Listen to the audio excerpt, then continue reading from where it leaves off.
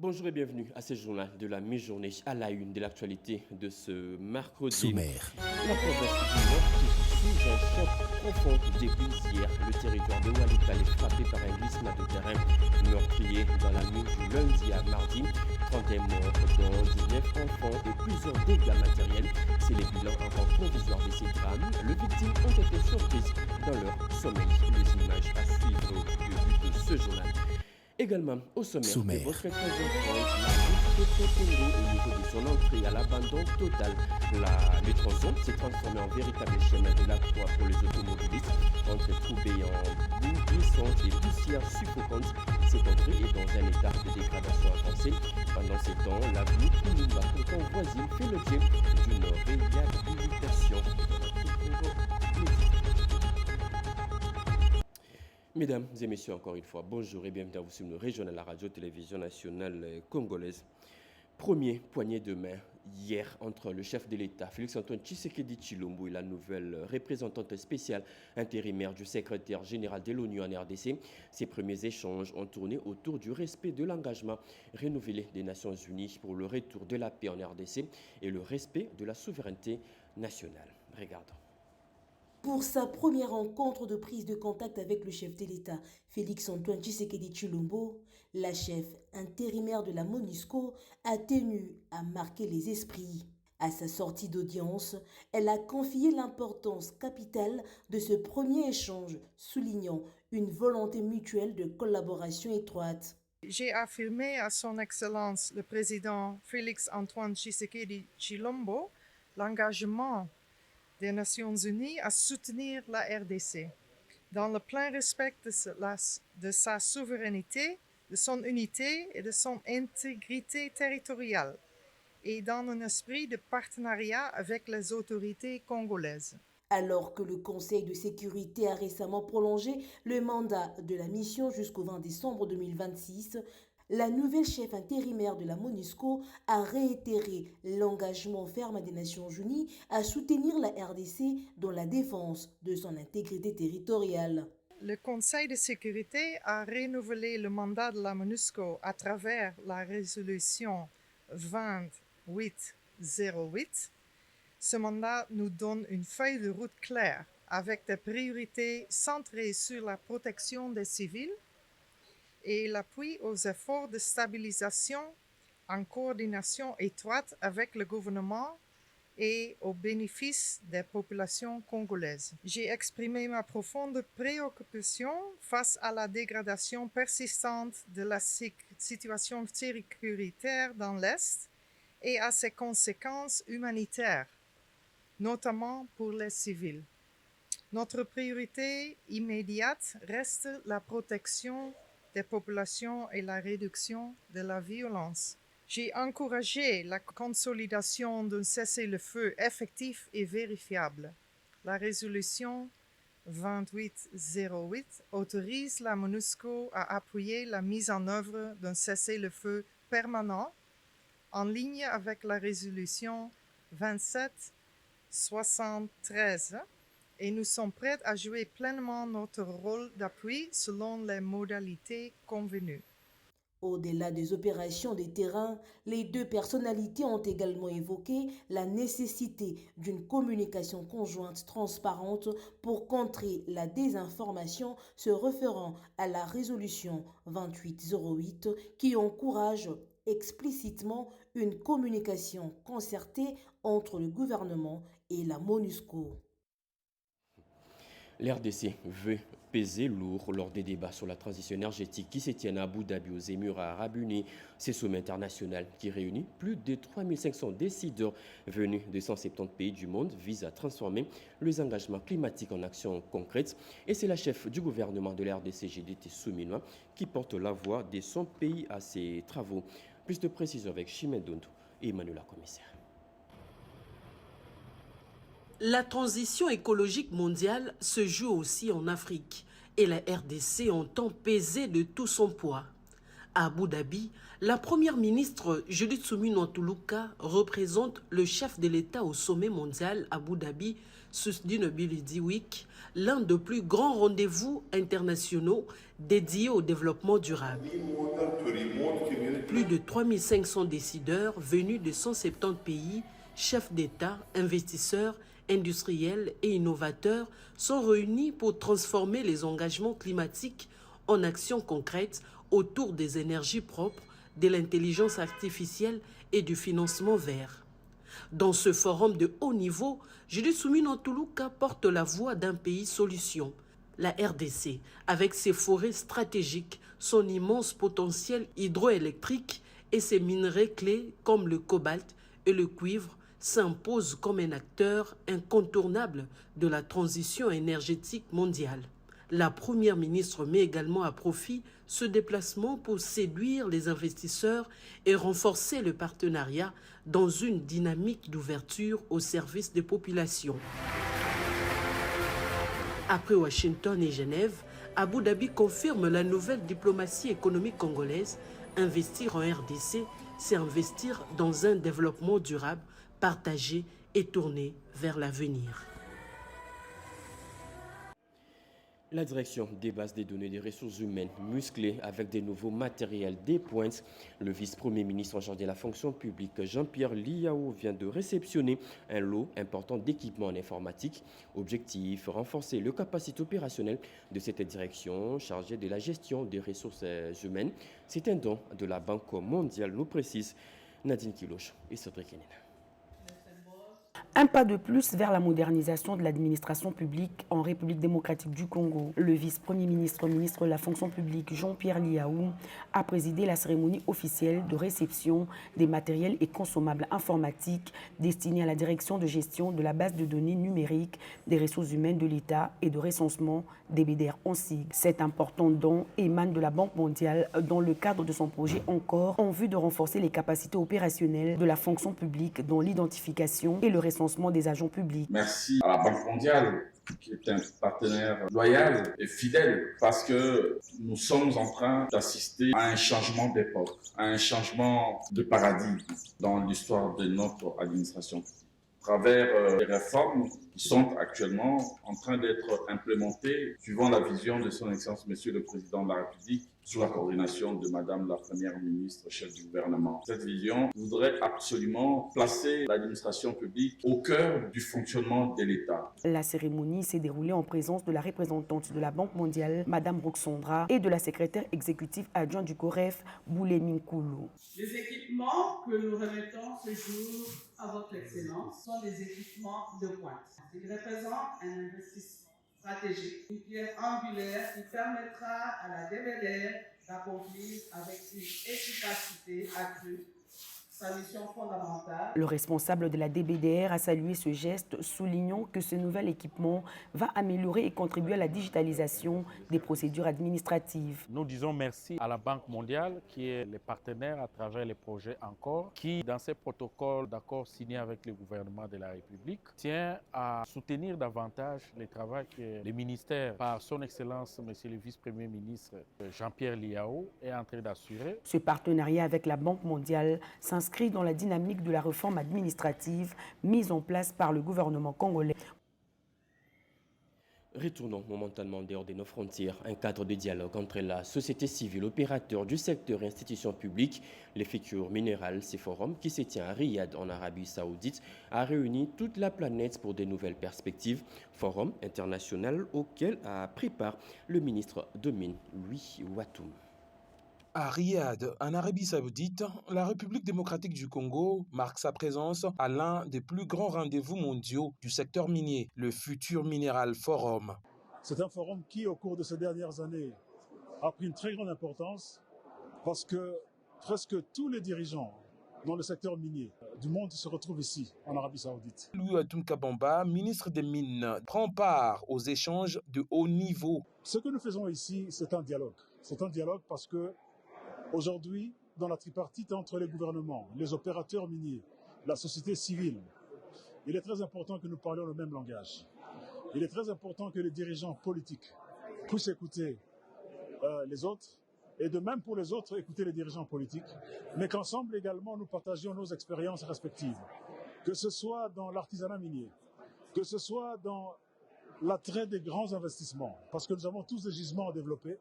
Rappelez-vous, nous sommes à une époque où les ressources minérales, et particulièrement les métaux critiques, deviennent un enjeu de souveraineté nationale, un enjeu de sécurité et de défense pour tous les pays.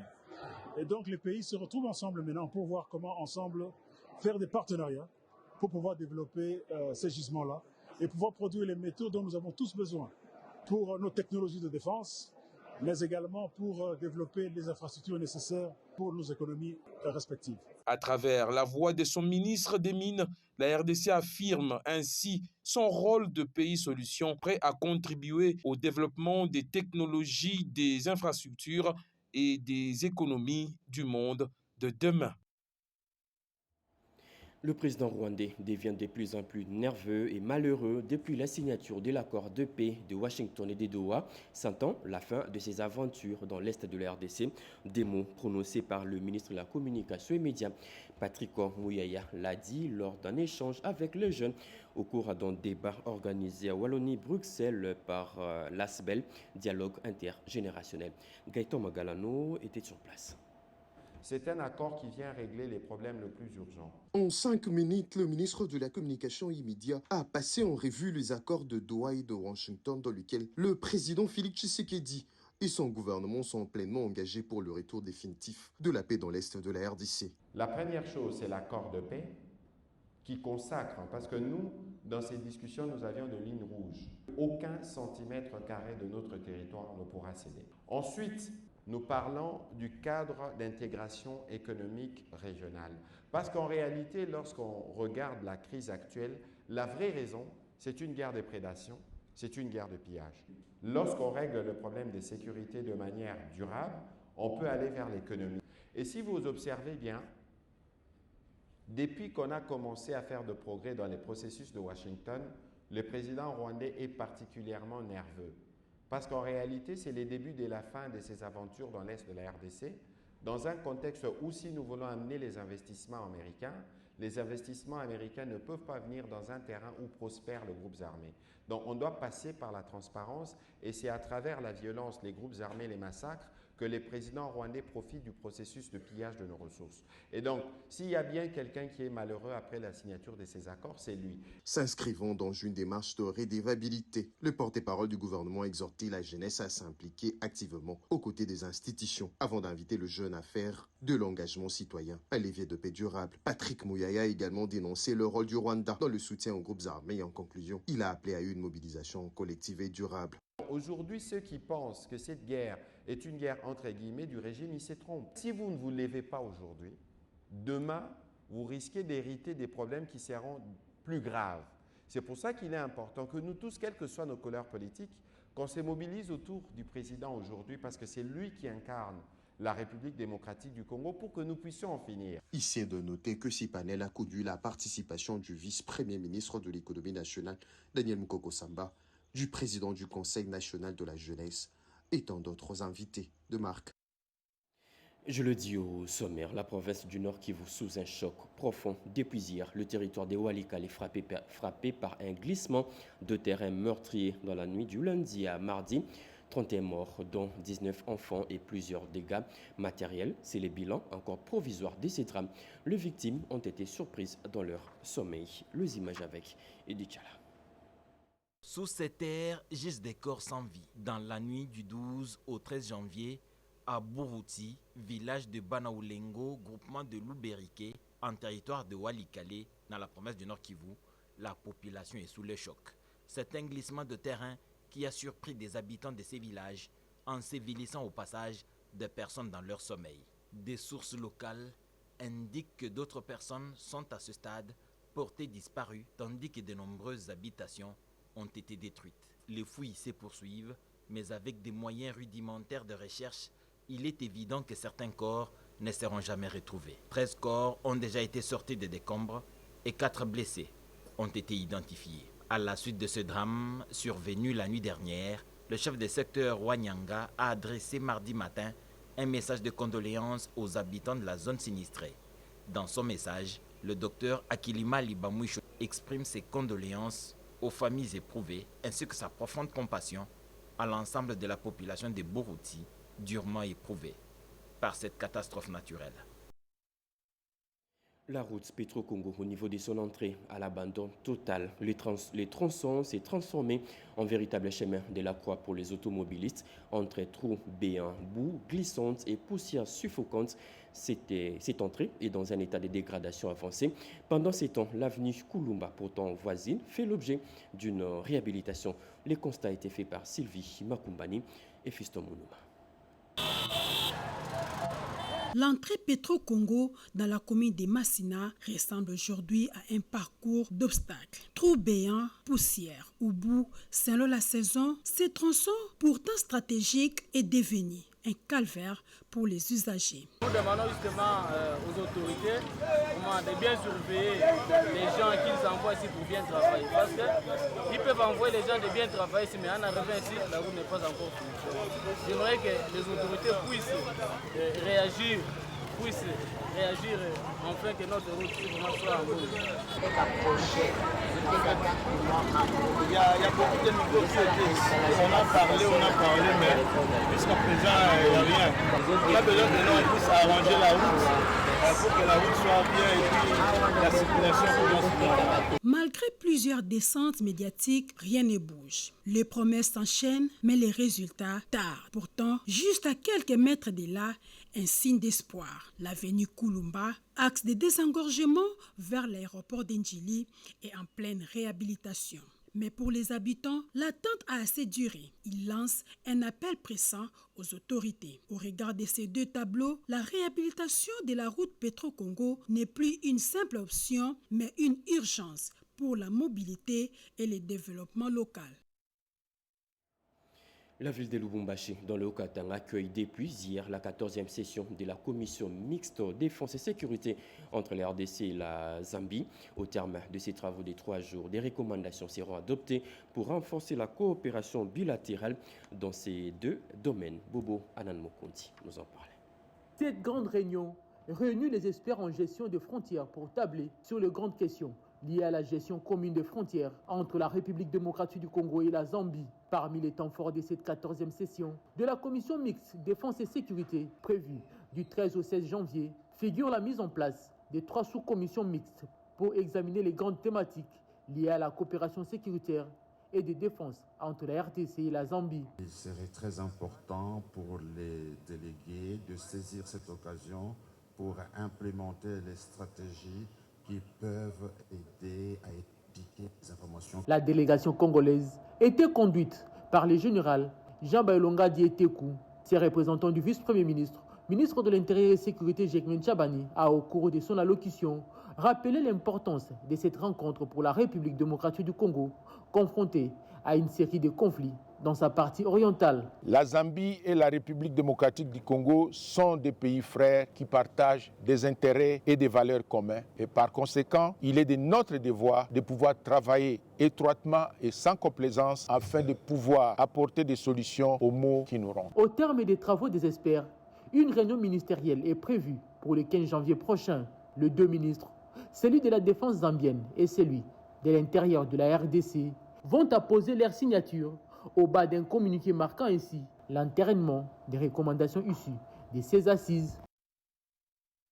Le gouvernement congolais s'attaque à la crise de l'approvisionnement en carburant dans l'espace Grand Kasaï. 2 membres du gouvernement, la ministre d'État chargée des hydrocarbures et celle des affaires foncières, sont arrivés à Mbujimaï pour améliorer la distribution des produits pétroliers. Sur place, elles ont aussi inspecté un important dépôt de stockage.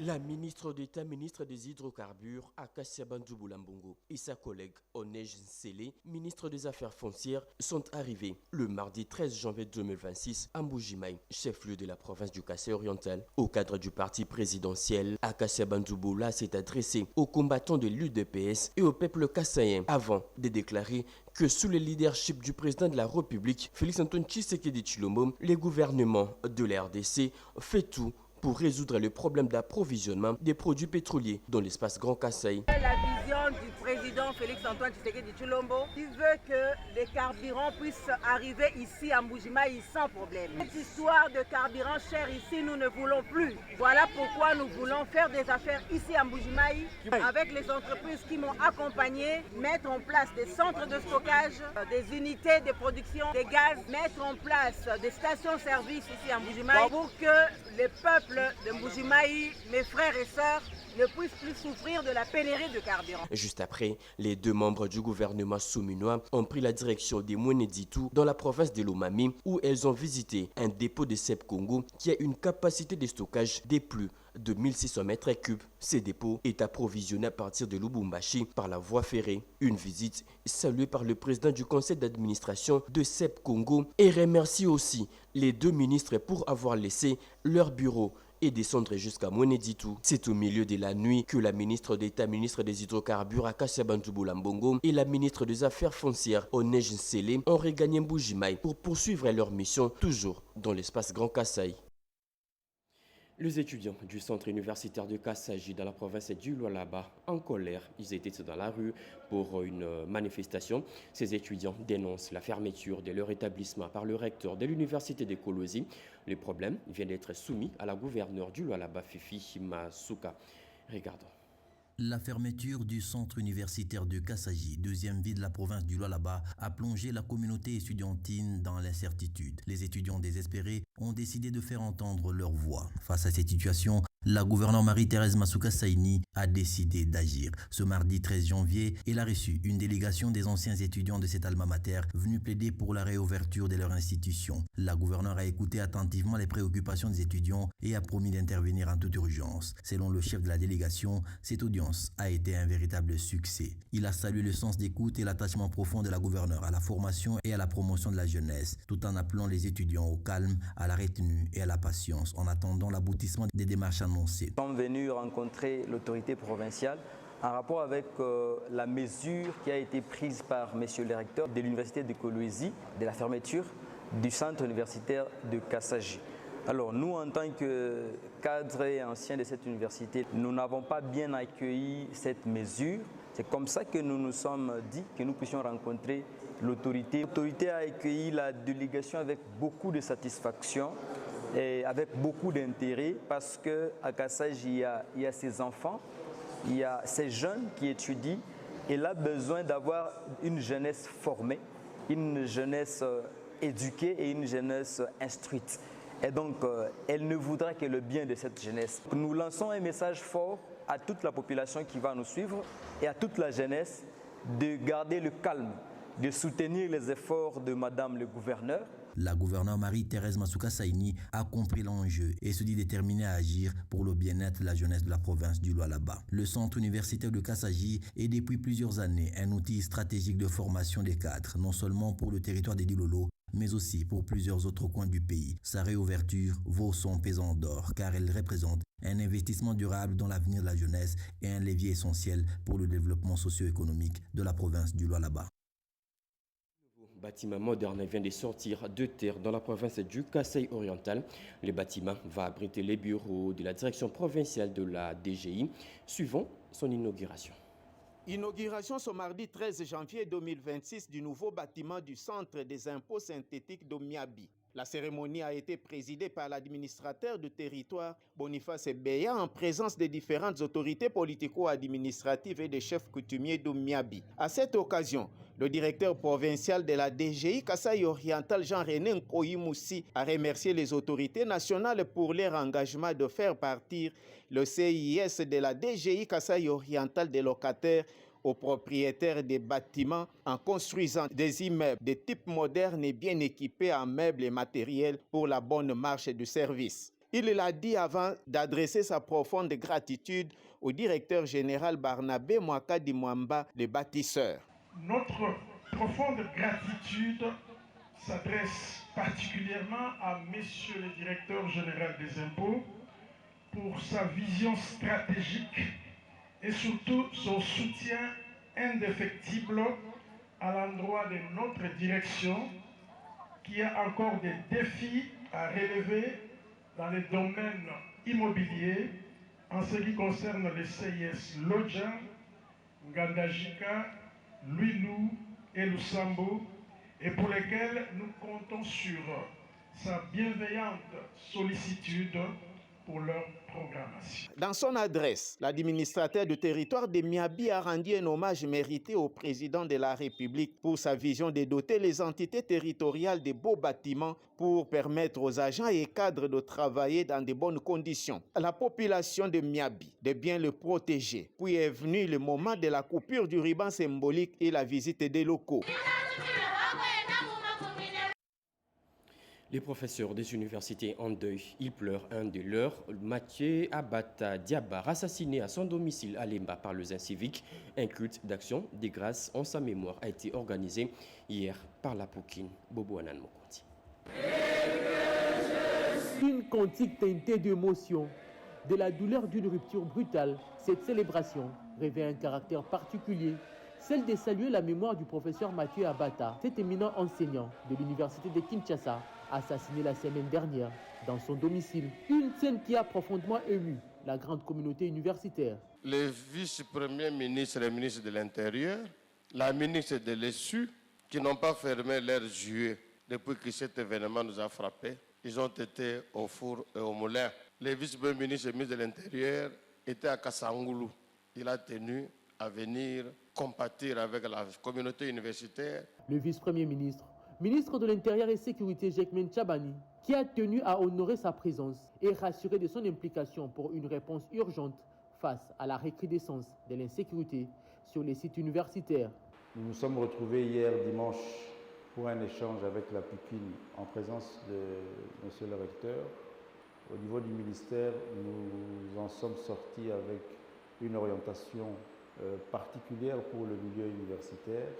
Et ici, je peux vous rassurer que tout ce qui a été dit et échangé hier est pris en charge et va être suivi. Pour l'événement malheureux, les enquêtes sont en cours et nous restons convaincus que nous allons mettre la main sur ces malfrats et qu'ils subiront la rigueur de la loi. Bien que les circonstances de son décès ne sont pas encore élucidées, les enquêtes en cours ont permis aux services de sécurité d'identifier un des suspects devenu la cible potentielle des individus mal intentionnés. Le renforcement de la sécurité sur les campus universitaires s'avère urgent en vue d'une intervention directe avant l'arrivée d'autres appuis.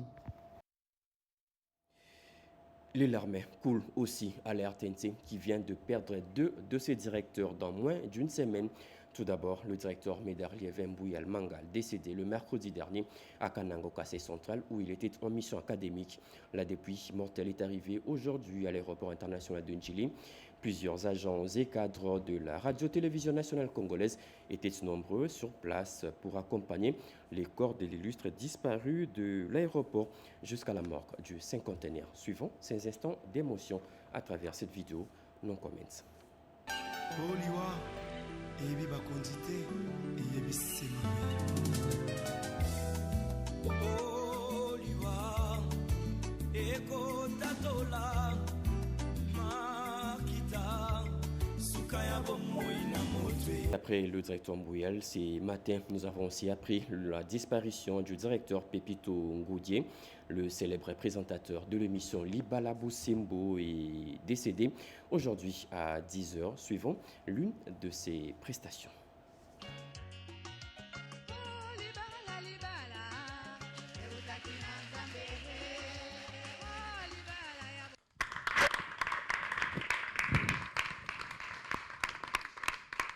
Bandeko babolingo mbote na bino mbote bomo mesene sengoze monene moto kopela komona bino lisusu yo mokona lelo tomona ni mwakala malisana ndembo ekabola kibiso simango biso moko pe tolongo alisana ngo toko misobe kolo tokozonga lisusu coupe du monde ezali koya to minengele malamu kasi pona lelo ezali pona bongo libala ya bosembo mami mbote nayo kama coupe du monde nakase koloba la makambo ya coupe ya mabala ezaka pe na ebite tamu susu obana pe kana kati ya mission ya libala bosembo bon to bandi yango lelo coupe de mabala bakozwa coupe d'Afrique de mabala kama. Et c'est par ces 2 pages noires que nous bouclons complètement ce journal de la mi-journée. Mesdames et messieurs, ce journal a été coordonné par Bobette Ngali Samba, réalisé par Chimène Tondo et Jado Kapai. La partie technique a été assurée par Gabi Konga, Nzengele Bassos, Nyosh Nyokulu. Blandine Mangwaou a concouru à sa rédaction. Le tout sous la direction de Jacques Kaboba Moukoumina Sedouga et Guy Matundulu Salam. Merci de nous avoir suivis. Je vous reviens à 20h pour la grande édition de ce soir. Au revoir.